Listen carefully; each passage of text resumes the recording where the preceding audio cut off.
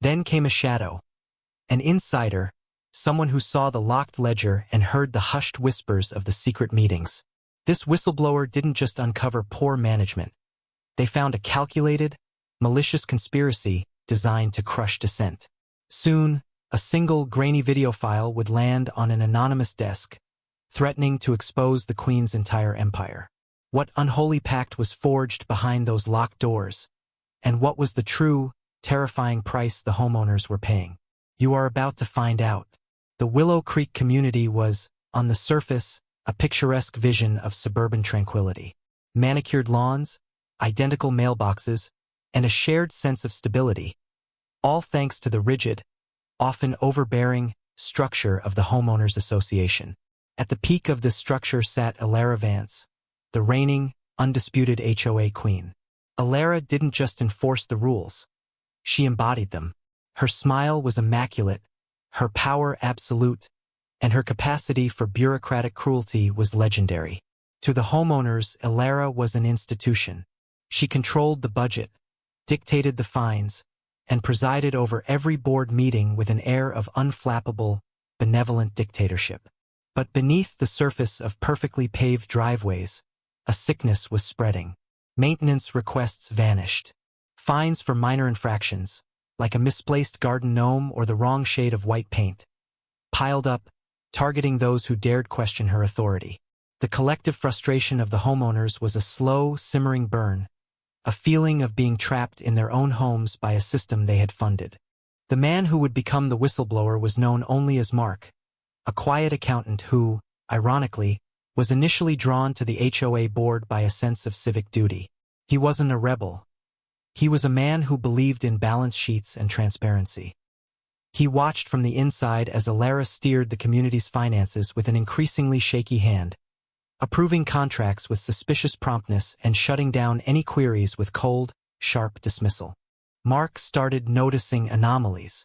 Small discrepancies in the ledger grew into gaping holes. Then came the whispers, the off-the-record mentions of unscheduled, undisclosed secret meetings taking place not in the public clubhouse, but in a private office downtown.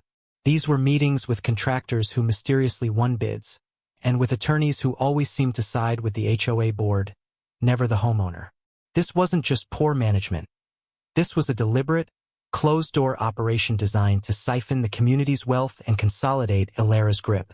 Mark knew that to accuse her publicly without proof would mean immediate, devastating retaliation. The Queen's power was absolute, but her foundation was about to crack. He began his solitary, terrifying mission to document the hidden truth, knowing that with every click of his camera and every copied file, he was risking everything he owned in Willow Creek. The tension had been built by Elara's rules. Now it was about to be broken by Mark's quiet, desperate courage. Mark, the quiet accountant turned whistleblower, knew that his fear was the only thing standing between him and the truth. After discovering the ledger anomalies, his commitment shifted from simply auditing to actively investigating. This was no longer about numbers. It was about the palpable sense of injustice suffocating the homeowners of Willow Creek. He began by meticulously tracking every expense report Elara, the HOA Queen, had signed off on in the past 2 years. What he found wasn't simple overspending. It was a systemic pattern of kickbacks disguised as vendor loyalty. The first major red flag was the landscaping contract. Willow Creek's maintenance costs had nearly doubled, yet the grounds looked thinner, the flowers less vibrant. Mark connected the payments to a company, Green Glow Incorporated, run by a former business associate of Elara's husband. He cross-referenced the service dates with the vague, handwritten notes in the board minutes. There was no public bid, no competitive quotes, just a steady stream of inflated invoices approved with Elara's signature. This was his initial confirmation. The HOA wasn't just incompetent. It was being looted. He knew the only way to expose the secret meeting was to prove its existence and its destructive purpose. Mark's life became a double existence. By day, he maintained his quiet facade, nodding politely at Elara during the occasional HOA committee interaction. By night, he was a ghost compiling the shadow dossier. He started with digital evidence, using anonymous cloud storage to back up every email, every suspicious invoice, and every redacted document he could access. The digital paper trail was damning, yet intangible to the average homeowner.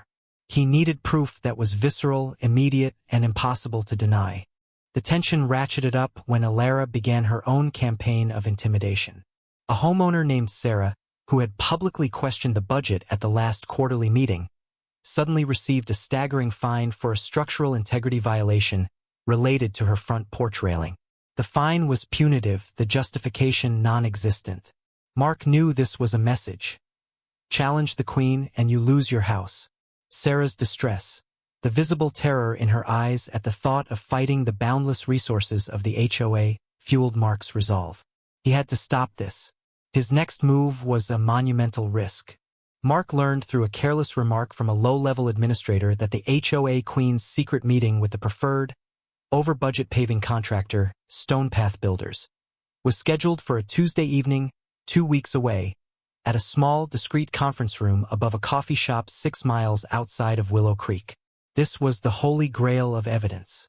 This was the meeting that never appeared on the public agenda.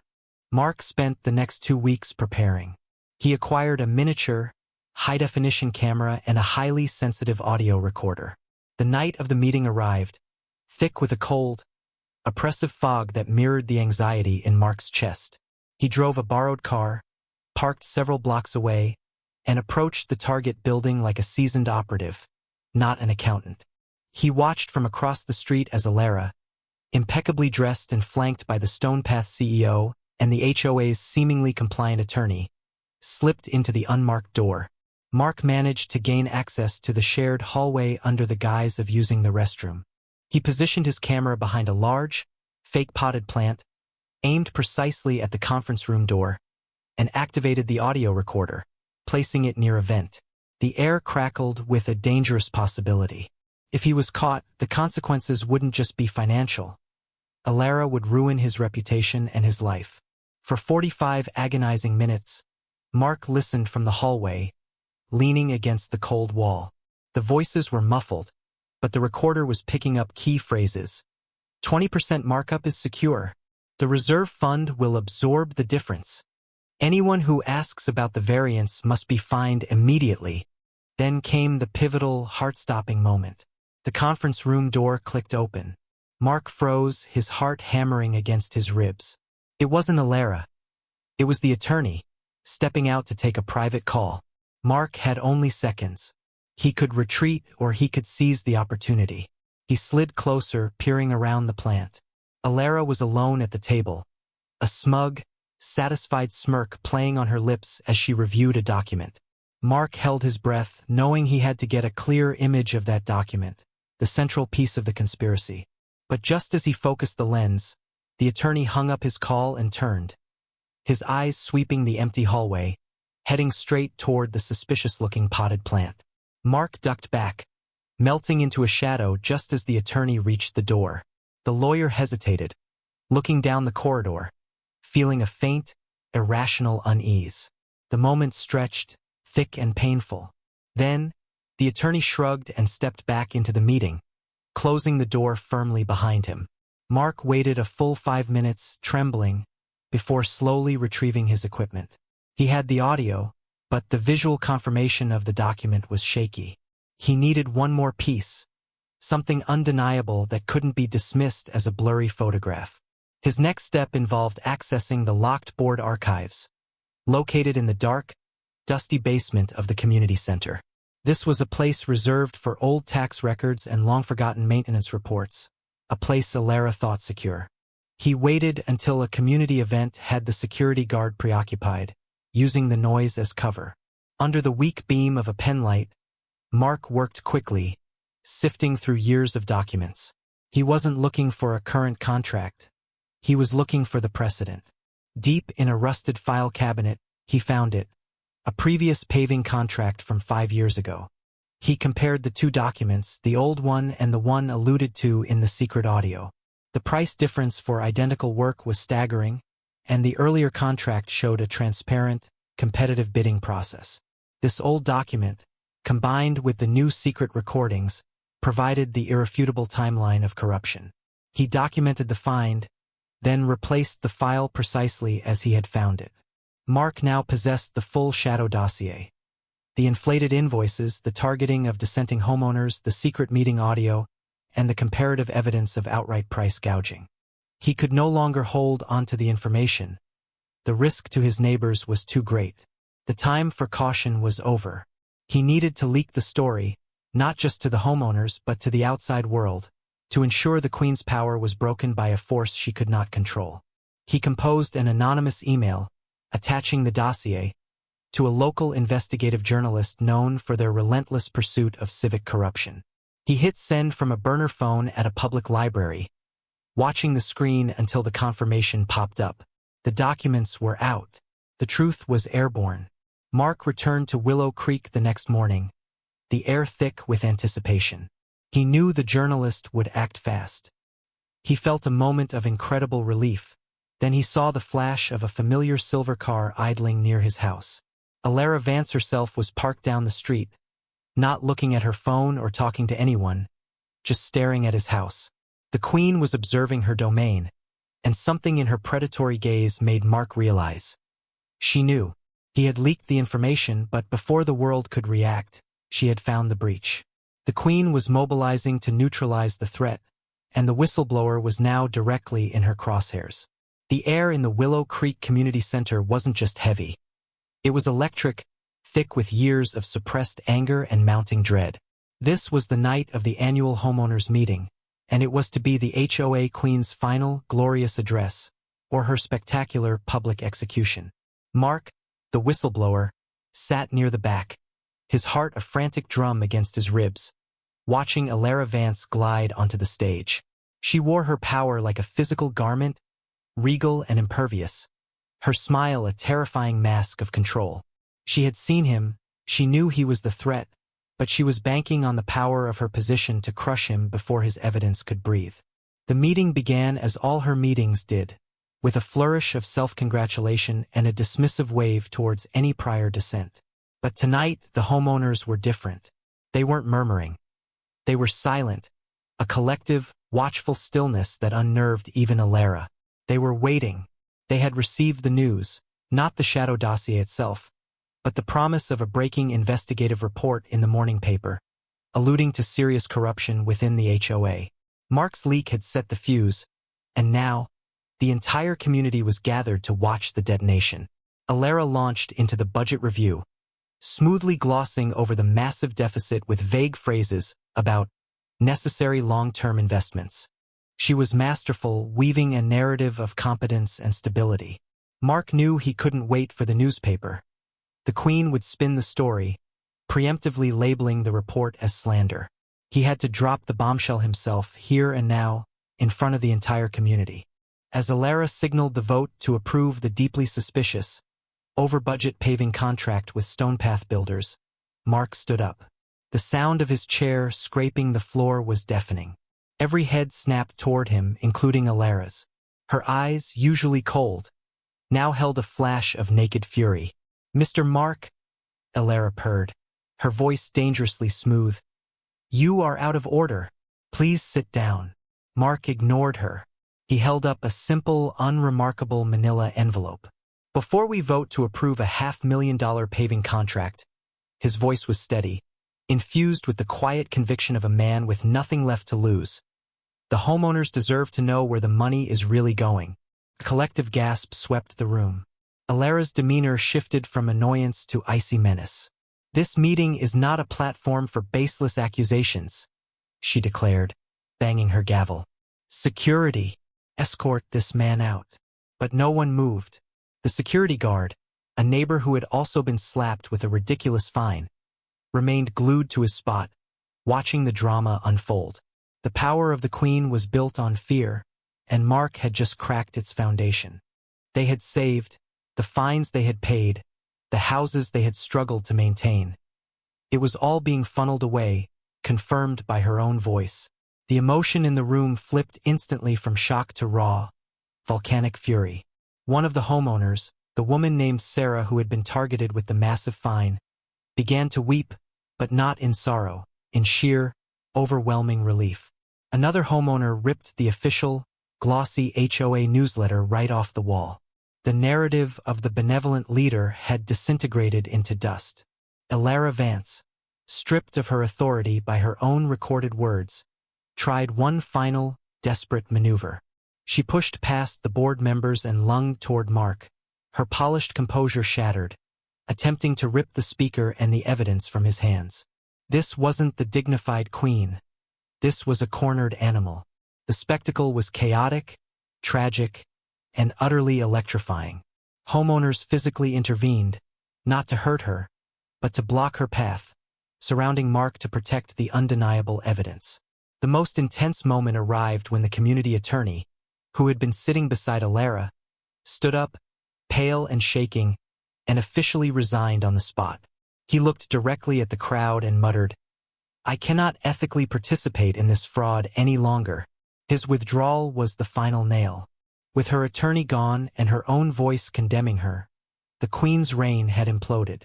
Elara didn't wait for a formal vote or an arrest. Utterly humiliated, defeated, and exposed, she simply turned and fled the stage, leaving her gavel lying abandoned on the floor. Her final, silent retreat down the sea reached into the envelope and pulled out a large, printed photograph. It was the grainy image he had risked everything for. Elara Vance, the HOA Queen, smiling conspiratorially across a table from the CEO of Stonepath Builders and the HOA attorney. In the secret, unlisted conference room. "This," Mark announced, his voice ringing with vindication, "is the secret meeting, the one that never made the agenda, the one where our queen conspired to defraud this community." The room erupted. Shouts of disbelief, anger, and betrayal echoed off the walls. Homeowners surged forward, demanding to see the picture, pointing and yelling. Elara's face was a mask of stark white panic, the first sign of vulnerability she had ever shown in public. She tried to regain control, screaming over the noise, "It's a doctored image, a fabrication by a disgruntled individual." Mark was ready. He had anticipated this. He raised his hand, not for silence, but to cue the sound. He pressed play on a small, powerful speaker he had taped under his chair. The hall went momentarily quiet, straining to hear. Then the audio of the secret meeting played, muffled but undeniable. Elara's distinct voice, sharp and dismissive, confirming the kickbacks. "The 20% markup is secure. The reserve fund will absorb the difference." The sound hit the audience like a physical blow. The money into her aisle, past the faces of the people she had cheated, was a walk of crushing public defeat. She left the community center not as the HOA Queen, but as a disgraced woman. The sudden, chaotic silence that followed the HOA Queen's flight from the community center was heavier than any of her shouting matches. It was the sound of a vacuum, the absolute absence of the suffocating authority that had ruled Willow Creek for years. Homeowners, their eyes still wide with disbelief and righteous anger, stared at the empty stage where the gavel lay forgotten, a meaningless symbol of a regime now shattered. Mark, the whistleblower, stood protected by a circle of neighbors, no longer an anonymous agitator, but a sudden, reluctant hero. The immediate aftermath was a flurry of necessary action. The shadow dossier, complete with the damning audio of the secret meeting and the comparative invoices, was immediately transferred to the local police and the district attorney's office. The emotional chaos gave way to a cold, hard resolve. This wasn't just a community dispute anymore. It was a proven case of fiduciary theft and abuse of public trust. The governing board, those who had silently enabled Elara, offered panicked, insincere apologies before being swept aside by a homeowner revolt. The real, painful work began with the forensic audit. A newly formed, temporary committee, with Mark reluctantly guiding them, hired an independent auditor to peel back the layers of Elara's financial manipulation. The figures were worse than Mark's initial suspicion. The Queen hadn't just inflated a few contracts. She had systematically treated the community's reserve funds as her private slush fund. The money wasn't simply gone. It had been deliberately diverted through shell companies tied to her family and associates, laundered through inflated maintenance contracts and non-existent consulting fees. The final count was a devastating blow, hundreds of thousands of dollars, enough to have funded every single requested repair, improved the infrastructure, and stabilized the community's future. Instead, that money had funded Elara's lavish lifestyle. The designer clothes, the private travel, the air of untouchable superiority she projected. The realization was profoundly bitter. They hadn't just lost money. They had suffered hardship, paid unnecessary fines, and lived in fear to maintain her comfort and power. The emotional toll of this discovery far outweighed the financial one. It was the realization that their sense of community had been a carefully managed illusion of peace, underwritten by malice. The humiliation of Elara Vance was swift and absolute, but her legal reckoning was slow and meticulous. She quickly and quietly resigned, stripped of her position, her access, and her reputation. The investigative reports hit the major news outlets the very next morning, transforming her from a powerful community figure into a national archetype of small-scale suburban corruption. She was universally condemned, not just for the crime, but for the chilling arrogance of her actions. The very neighbors she had ruled over now gave televised statements detailing her petty tyrannies, painting a picture of a woman addicted to power, who crushed a flowerbed with the same casual cruelty she crushed a family's budget. Her final, most dramatic loss was her own house in Willow Creek, the physical seat of her reign. Legal actions froze her assets, forcing the sale of her impeccably maintained, yet suddenly infamous property. She was forced to leave the community she had sought to control, not in triumph, but in utter disgrace, a pariah in her own kingdom. The legal consequences followed: indictment, charges of fraud and embezzlement. For the community, the victory was not her imprisonment, but the visible, public dismantling of the structure she had built on lies. Her ultimate fate was isolation, and the crushing weight of universal, deserved scorn. The long-term impact on the homeowners of Willow Creek was transformative. The victory came at a great cost. The community was financially crippled by the theft, facing years of tight budgets and recovery. But the moral victory sparked a profound rebirth. The collective apathy that Elara had exploited vanished, replaced by a fierce, protective vigilance. New elections were held, installing a temporary board composed of the cautious, the transparent, and the previously silent. Mark, who sought no power, was unanimously appointed to lead the Financial Oversight Committee. His courage hadn't earned him a crown, but a position of profound trust. The most significant change was the rewriting of the bylaws. They were simplified, made ruthlessly transparent, and included mandatory, frequent public disclosure of all financial transactions. The power was decentralized. There would be no more queen, only neighbors. The community center was reopened, literally and figuratively, with rules ensuring no meeting, secret or otherwise, could ever take place without clear, recorded public notification. Willow Creek, once defined by its fear and conformity, became a symbol of resistance. They learned that the greatest weakness of a small tyranny is its dependence on public ignorance and private silence. The HOA Queen's downfall was a stark reminder that the most dangerous villains are often the ones who hide their cruelty behind a veneer of order and a smile. The absurdity and unfairness of the HOA structure, so keenly felt during Elara's reign, was finally rectified by a system built on painstaking honesty. The trauma remained, but so did the triumph. They had exposed the darkness, paid the price, and earned their true freedom, the simple right to govern themselves without fear of reprisal. And in that final, quiet moment of reflection, as the newly elected board finalized the most transparent budget in community history, they finally understood the universal truth that Mark had risked everything to reveal.